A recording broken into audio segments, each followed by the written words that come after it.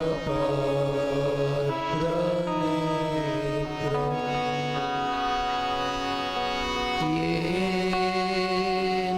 त्वया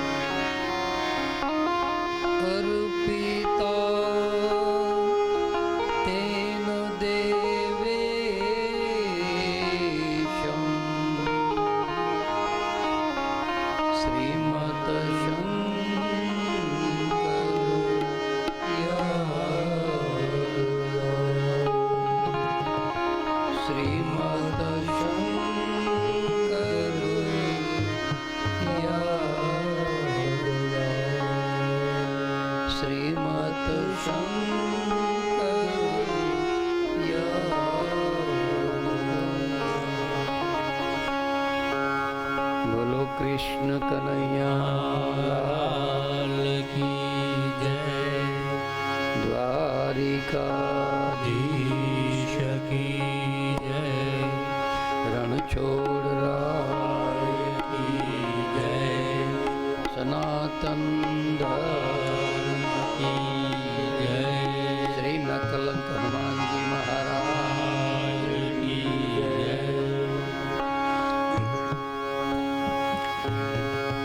श्री राम जय राम जय जय राम। श्री राम जय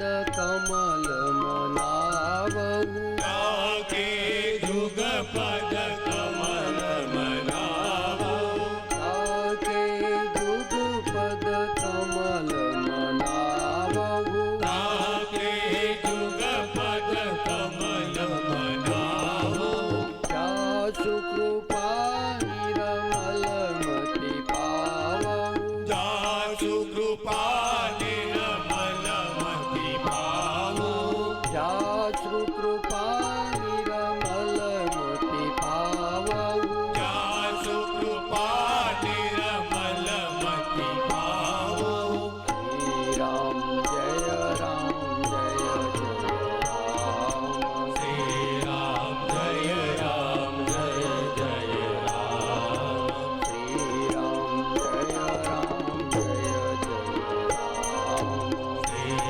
રામ જય રામ જય જય રામ શ્રી રામ જય રામ જય જય રામ શ્રી રામ જય રામ જય જય રામ શ્રી રામ જય રામ જય જય રામ શ્રી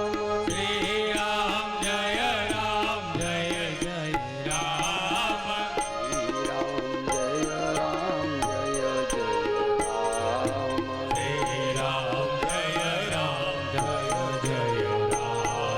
રામ શ્રી રામ જય રામ જય જય રામ શ્રી રામ જય રામ જય જય રામ શ્રી રામ જય રામ જય જય રામ શ્રી રામ જય રામ જય જય રામ શ્રી રામ જય રામ જય જય રામ શ્રી રામ જય રામ જય જય રામ બોલો રામચંદ્ર ભગવાન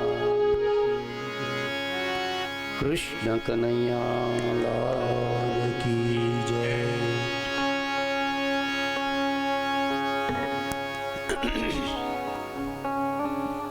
ગઈકાલના પ્રસંગમાં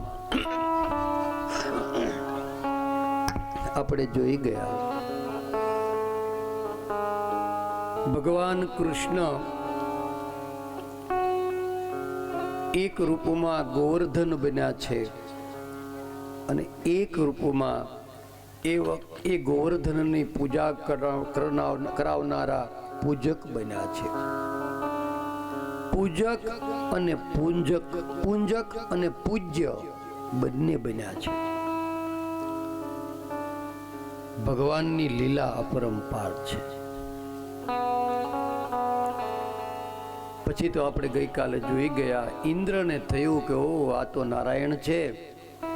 ઇન્દ્ર આવે છે, ભગવાનની આગળ ક્ષમા માગે છે અને પછી એ ગોવર્ધન પર્વત ઉપર ઇન્દ્ર દૂધનો અભિષેક કરે છે.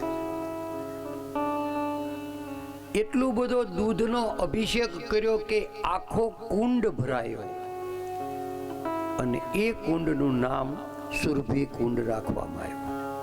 આજ પણ વૃંદાવનમાં સુરભી કુંડના દર્શન થાય છે.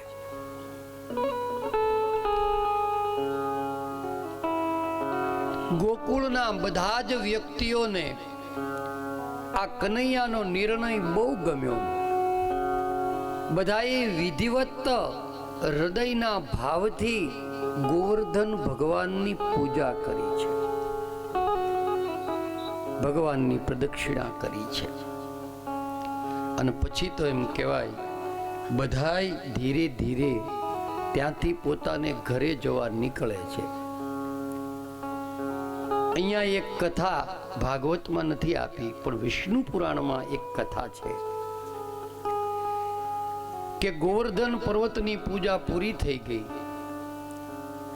એટલે આ ઉત્સવમાં જતીપુરાના લોકો હતા, વૃંદાવનના જે ગામડાઓ હતા એના બધાય લોકો હતા, ને એમાં શ્રી રાધાજી પણ એ ઉત્સવમાં આવેલા. એક ખુલાસો કરી દઉં, આખા ભાગવત શાસ્ત્રમાં રાધાજીનું નામ કોઈ જગ્યાએ નથી. આપણે રાધાની કથા કરીએ છીએ, રાધાની વાતો કરીએ છીએ, પણ ભાગવતમાં રાધાજીનું નામ નથી. ધ્યાન દેના. વ્યાસજીએ એનો ખુલાસો કર્યો કે રાધાજીનું નામ કથામાં કેમ નહીં. અને વ્યાસજીએ કહ્યું કે સુખદેવજી મહારાજ જે કથા કરનારા મુખ્ય વક્તા છે એના ગુરુ રાધાજી છે. સુખદેવજીના ગુરુ કોણ? શ્રી રાધાજી. અને એટલા માટે સુખદેવજીએ આ કથા જે વર્ણવી એમાં એણે રાધાજીનો ઉલ્લેખ નથી કર્યો. એણે વિચાર્યું મારા ગુરુનું સ્મરણ તો હૃદયમાં થાય. બાકી મારા ગુરુના વિષયમાં એની પ્રશંસા ને એવું કાંઈ દુનિયાને બતાવવાની જરૂર નથી. અરે એ તો મારા પરમ ગુરુ છે, હું એનો શિષ્ય છું, એટલે રાધાજીની કોઈ ચર્ચા, કોઈ વાત એણે કરી નથી.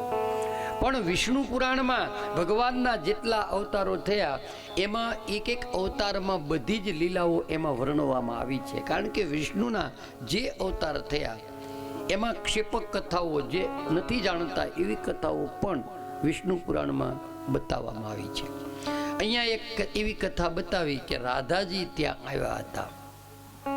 આનંદની કથા છે એટલે કહું છું.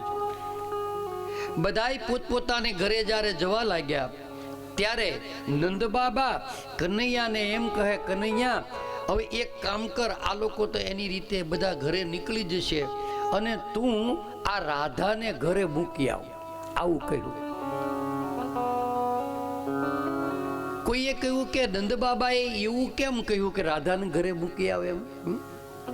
કોઈ દિવસ નહીં ને આજ નંદબાબાએ આવું શું કામ કહ્યું?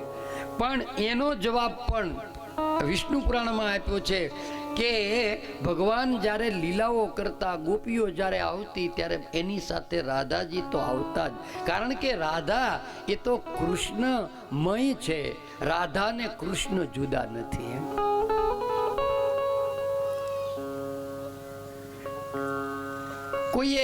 કોઈ કવિએ રાધાને એમ કહ્યું કે મેં કૃષ્ણના ચરિત્રો બહુ લખ્યા છે, કૃષ્ણનું વર્ણન મેં બહુ લખ્યું છે, મારી ઈચ્છા એવી છે કે મારે તમારું સ્મરણ લખવું છે, તમારી લીલા મારે લખવી છે.